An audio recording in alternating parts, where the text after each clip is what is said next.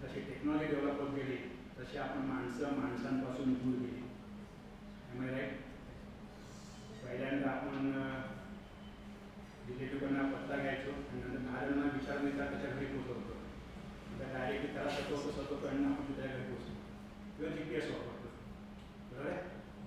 तर आपण घरातून बाहेर गेलो पेट ॲनिमलला फीडिंग देणे एक मोठा टास्क असतं.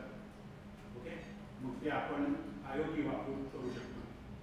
ओके, म्हणजे ते मेकॅनिकल सिस्टम देऊ शकतो. जेवढं पाहिजे पाणी किंवा जेवढं पाहिजे तेवढं त्यांना खाणं आपण त्याला प्रोव्हाइड करू शकतो.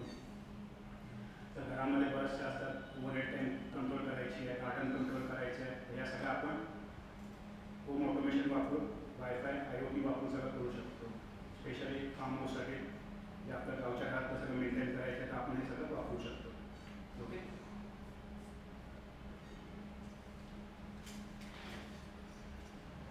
Air pollution monitoring. रस्त्याच्या बाजूला बऱ्याच ठिकाणी तुम्हाला हे सगळं दिसलं असेल की त्याच्यातले टेम्परेचर किती आहे, त्या लोकेशनवरचं ह्युमिडिटी किती आहे, ऑक्सिजन किती, कार्बन डायऑक्साईड मॉनिटरिंग हे सगळं करणं गरजेचं आहे. कारण थ्रू ऑफ द इयरचा ग्राफ करून गव्हर्नमेंटने ज्या पॉलिसी डेव्हलप केल्या त्याच्याकडून काय इम्प्रूव्हमेंट झाली. ओके, आता स्पेशली दिल्लीमध्ये पोल्युशन म्हणून बोंब मारतात, एकमेकावर ढकलून देतात स्टेट गव्हर्नमेंट सेंट्रल गव्हर्नमेंटवरती. याच्यावरून आपल्याला समजेल की आपण जे काही गव्हर्नमेंट जे काही पॉलिसीज घेत आहे त्याच्या याच्यावरती परिणाम झालेत की नाही हे आपण कंटिन्युअस मॉनिटरिंग करून याचे डेटा लॉगिंग करून आपण बघू शकतो. ओके, आता टेम्परेचर, ह्युमिडिटी, ऑक्सिजन हे सगळे एनालॉग सेन्सर्स आहेत. They give some specific value. Okay, हे सगळं आपण डेटा लॉगिंगमध्ये घेऊन त्याला प्रोसेस करून वरच्या डेटा घेऊन आपण त्याच्यावरनं पुढच्या पॉलिसीज ॲडॉप्ट करू शकतो.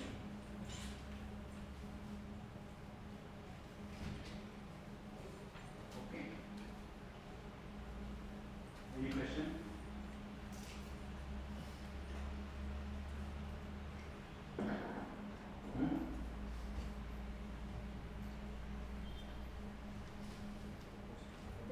कॉस्ट एस्टिमेशन जे झालं दाखवलं ते 2 व्हीलर्ससाठी आहे की 4 व्हीलरसाठी?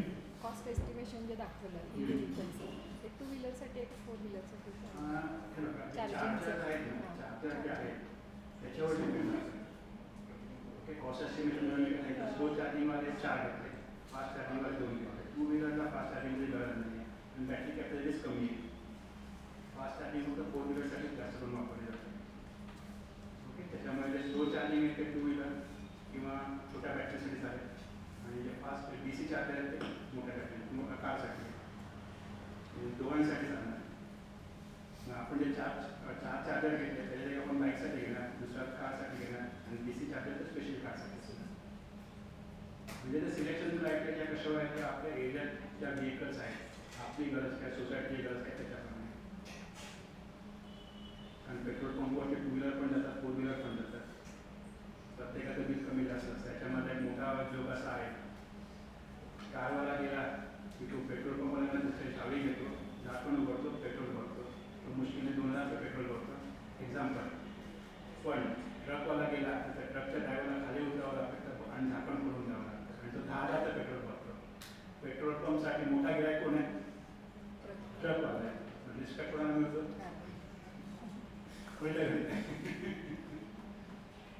मगाशी तुम्ही जे सांगितलं लिंक किंवा थिंग्सटिक ते बेसिकली जर त्याचा सोर्स कोड ओपन आहे किंवा ते सर्व तुम्ही लोकली इन्स्टॉल करू शकता का?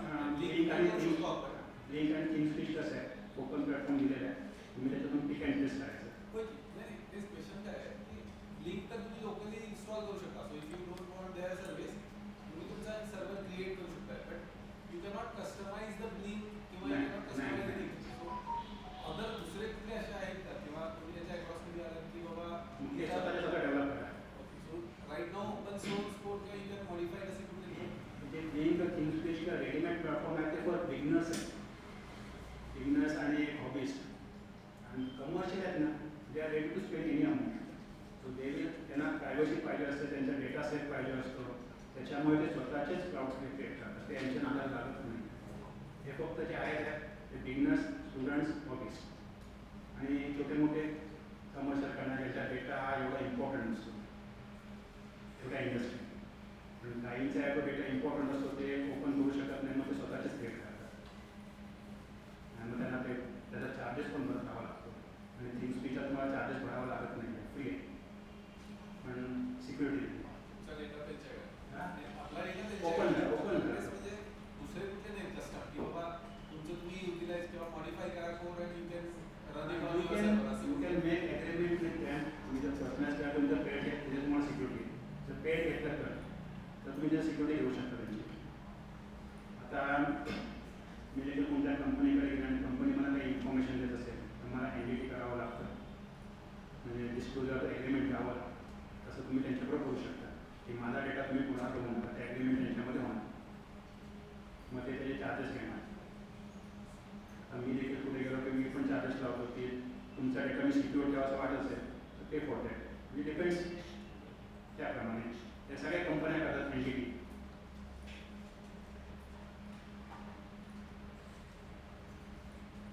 आणि अजून एक नवीन टेक्नॉलॉजी आहे तुमचं हायड्रोजन व्हेकल्स. हायड्रोजन व्हेकल्समध्ये काय आहे,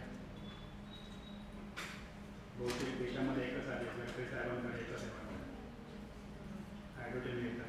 हायड्रोजन फ्युअल सेल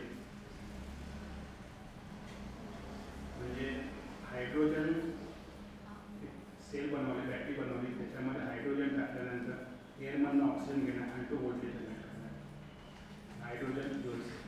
आता त्याच्यामध्ये कॅटॅलिस्ट, प्लेट आणि इनपुट म्हणजे तुमचं हायड्रोजन हे सगळं येतं. फक्त तिथे एकच इश्यू आहे, जे आपले एनोड कॅथोड जे वापरले आहेत हे प्लॅटिनमचे वापरते आणि सगळे धातू हे करोजनमध्ये, सगळे धातू करोजनमध्ये येतात. त्यांच्यावरती करोजनचा ऑक्सिजनचा एक लेअर येतो, त्यामुळे त्यांची लाईफ रिस्ट्रिक्टेड होते. आता त्याच्यामध्ये एक एखादा रिसर्च चालला आहे, त्याची माहिती भेटायला झाली. त्याच्यावरती ट्रॅक तुम्हाला गोल्ड, सिल्वर आणि प्लॅटिनम माहीत असेल. प्लॅटिनम वापरलं आहे आणि काही जण दागिने बसवतात, साधारण चांदीसारखे दिसतात, बरंच कॉस्टली आहे. ओके, तर त्याच्यावरती जे कार्बन प्लॅटिनम येतो, कार्बन प्लॅटिनम तुम्हाला एक लेअर येणार आणि ते लेस करून दिलं, म्हणजे कॉस्ट भरपूर आहे त्याची. म्हणजे जे fuel cell, hydrogen fuel cell develop होण्यामध्ये हे काम थोडं हार्डर आहे की cost of electrode anode cathode, ते तुमचे प्लॅटिनम, कार्बन प्लॅटिनम, त्याच्या पुढे आणखी त्याच्या टेक्नॉलॉजी आल्यानंतर ते पण बघतो.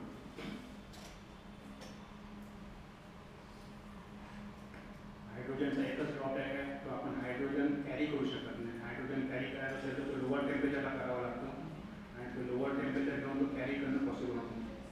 म्हणजे हायड्रोजन आपण स्टोअर करू शकत नाही, त्यामुळे तो ते जनरेट आणि यूज आहे. त्यामुळे ते असते असे, पण त्याची जर बेस्ट फ्युअल, त्याचं जे बाय प्रोडक्ट आहे किंवा बेस्ट आहे ते पाणी. म्हणजे आपण जर पेट्रोल व्हेकल वापरले तर कार्बन मोनॉक्साईड बाहेर पडतो, तसं हायड्रोजन व्हेकल वापरलं तर आपल्याला आउटला पाणी बाहेर पडणार. चांगली गोष्ट आहे. हवेतून तो घेणार ऑक्सिजन आणि बाहेर पाणी सोडणार. ती अजून अपकमिंग टेक्नॉलॉजी आहे. म्हणजे टेक्नॉलॉजी ट्रेंड भरपूर आहे. आता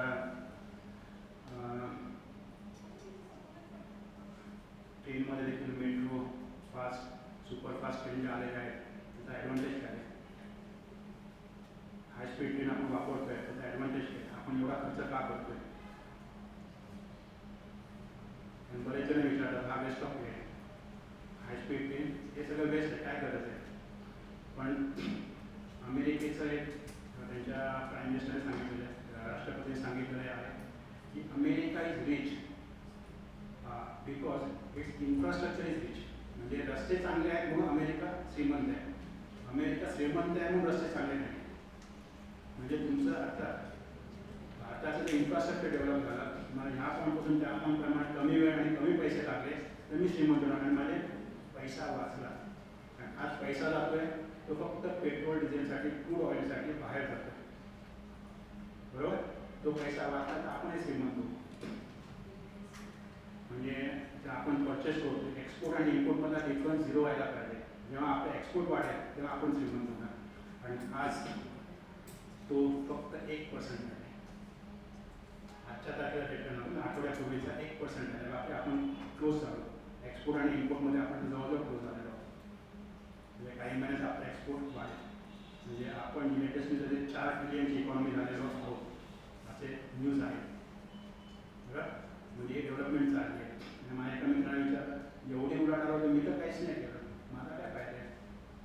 म्हणजे आपलं कॉन्ट्रिब्युशन काय आहे? काहीच नाही, फार वेळ आहे. म्हणजे हे सगळं होत आहे एक हायर लेवलला होत आहे. इम्पोर्ट ऑफ पेट्रोल डिझेल म्हणजे आपण क्रूड ऑइल घेतात, म्हणजे समजा रिलायन्स घेते, क्रूड ऑइल आणते, प्रोसेस करते, पेट्रोल डिझेल बनवून पुन्हा एक्सपोर्ट करते, म्हणजे आपल्यापर्यंत आलं नाही. ज्या फास्ट टेन म्हणजे लेटेस्ट टेक्नॉलॉजी आपण जेवढ्या ॲडॅप्ट करू, जगामध्ये 200+ कंट्रीज आहेत, आपल्याकडे ती टेक्नॉलॉजी आली तर बाकीच्या देशांसाठी आपण ती टेक्नॉलॉजी पुन्हा विकणार आहोत आणि तीच कमाई. म्हणजे जेव्हा आपल्याकडे आणणार टेक्नॉलॉजी ती अडॉप्ट करणार, सक्सेसफुल करणार, त्याच्यानंतर ती रिसेल करून आपण कमवणार आहोत. ओके, आता बुलेट ट्रेन म्हणते, बुलेट ट्रेनसाठी एवढे पैसे घातले, बुलेट ट्रेन जगामध्ये 4 आहे, बरोबर आहे. आपण 4 देश झाल्यानंतर मग आपण बुलेट ट्रेन बाकीच्या देशांना विकून पैसे कमवायचे.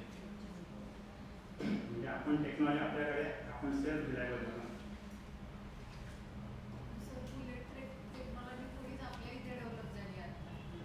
होते पण बाकीचे काही गोम म्हणतात नाही एवढं कशाला कॉस्ट करताय म्हणून. आता जपानने आपल्याला टेक्नॉलॉजी दिली, येते प्रोसेसमध्ये आहे सगळं, त्यांनी रेट ऑफ इंटरेस्ट किती असेल? जे का अमाऊंट दिले ते लोन दिले आपल्याला, जपान आपल्याला लोन देते, त्यांचा रेट ऑफ इंटरेस्ट किती?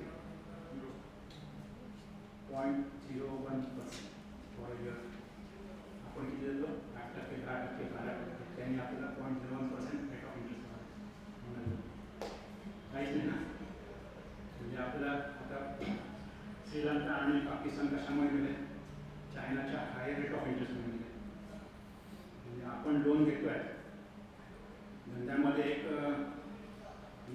नॉर्मल माणसाला वेगळा विचार करतात, धंद्यामध्ये एक आहे त्याच्यावर जास्त कर्ज जास्त मोठा माणूस, पण कॉमन मॅन म्हणून जास्त कर्ज तो कर्जबाज आहे, धंद्यामध्ये तसं नाही. जास्त कर्ज म्हणजे त्याची पत जास्त आहे मार्केटमध्ये, तो मोठा माणूस त्याला त्याच्यावर लोक विश्वास ठेवतात म्हणून त्याला कर्ज देतात. म्हणजे आपल्या देशाला कर्ज मिळते आहे, आपल्याला बरंचसं कर्ज आहे, ते पण कसं असतं की तुमचा GDP किती आहे त्याप्रमाणे तुम्हाला 1% कर्ज मिळालं तर तुम्ही ओके आहे. अमेरिकेचं कर्ज 120% आहे त्यांच्या GDPचं, पण कोण काय बोलत नाही.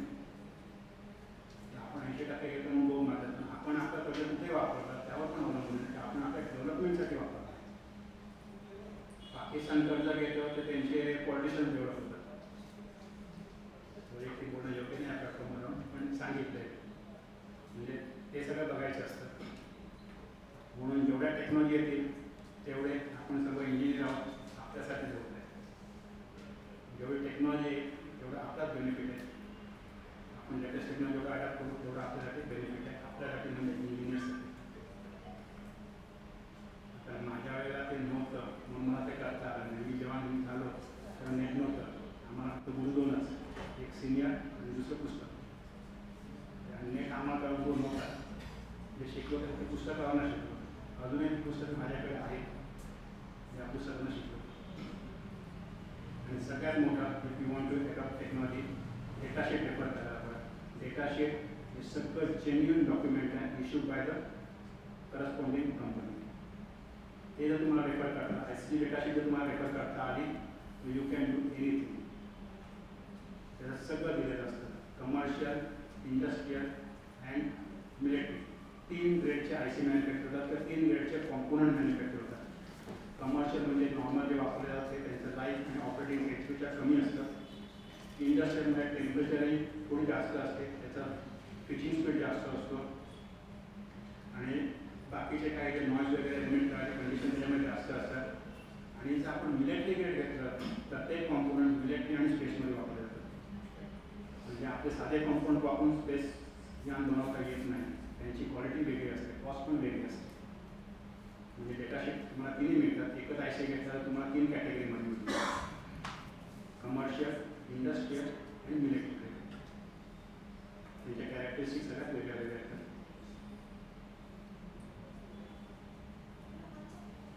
आणखी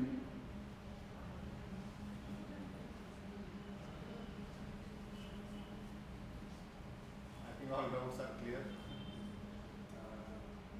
So we'll continue with the practical session. The practical session will be conducted by Joshi sir. MATLAB on RAM, and the practical session will be for 22 half hour, 20 minutes to half hour, and then we'll take a break. Okay. Thank you, sir, for being Okay, here. thank you, all of you. So for doing the practical, You will need to turn off or turn on your computers, not turn off, just turn on your computers. how we can use the MATLAB for online purpose and for simulation. Something they are doing. Actually, 2 days back, when I conducted a session on power electronics converters and inverters, at that time, I found that many of you are not conversant with MATLAB. Am I correct? Please prove me wrong. So, today we will discuss a platform which we can use to learn MATLAB independently. This is not a practical session, but I will just demonstrate how we can do things differently for our purpose.